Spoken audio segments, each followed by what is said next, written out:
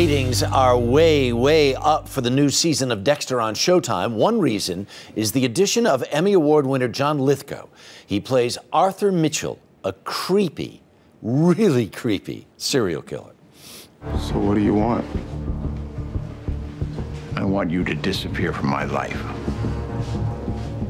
Like a ghost. A really annoying ghost. And you'll disappear from my life? I couldn't care less about your life. Or death. Unless you get in my way. And John Lithgow. Ooh, I hadn't seen that yet. even scared yourself. Oh, I'm terrified of myself. Well, I want to get to the particulars in a moment, but how did this come to you? Did they call you and say, we have just the right character for you? Well, I got a call from my agent on a Wednesday night, and Thursday morning I was listening to an hour-long pitch from the executive producer, Clyde Phillips. He told the story of the whole season. And at that point, I knew the entire season of Dexter, and nobody else did. He had me on the edge of my seat. I mean, as you know, if you followed it this fall, it's an incredible story. And it was a hair-raising story even that morning, yeah. So that's what sold me. Did you know Dexter at all? Not very well. I'd seen bits and pieces of the first season. I could tell it was a marvelous show, but I hadn't seen enough of it to know the real context. Right. I said yes to it, and then I watched these 36 episodes that they've already aired, and I was a complete addict. For people who don't know, Dexter plays a medical examiner in a big police department. He is a serial killer, but only is a serial killer for the good. Yes. And so week by week, you normally see him encountering other sort of nemesis. And in this particular time, in this season, for the first time, we're really seeing Dexter meeting what looks to be his match.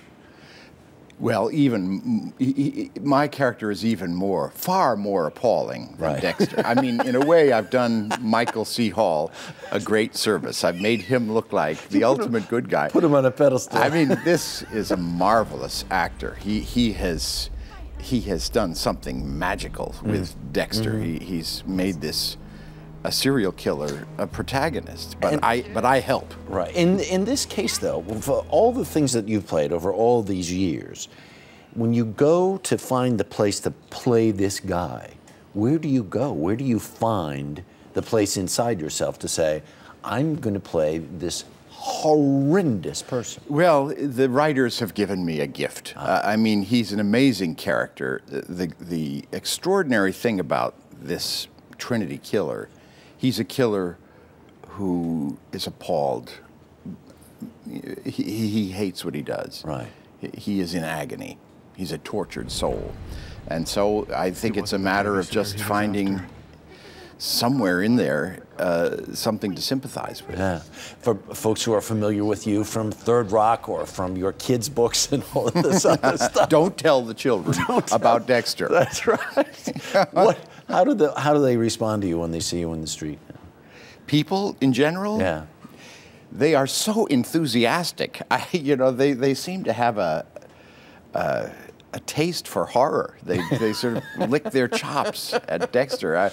They're thrilled. Yeah. I would have thought that people would run from me in terror. And what can we do to get a taste of what this final episode is? Can you give us a tease? Can we threaten your life in some way to get some sort of notion of? I will tell you the title of the last episode. Oh, excellent. And that's all I'll tell you. Okay. It's called The Getaway. Ooh, that's a tease. Indeed. Well done. Congratulations. Harry. Always a pleasure. Great to see you. You bet.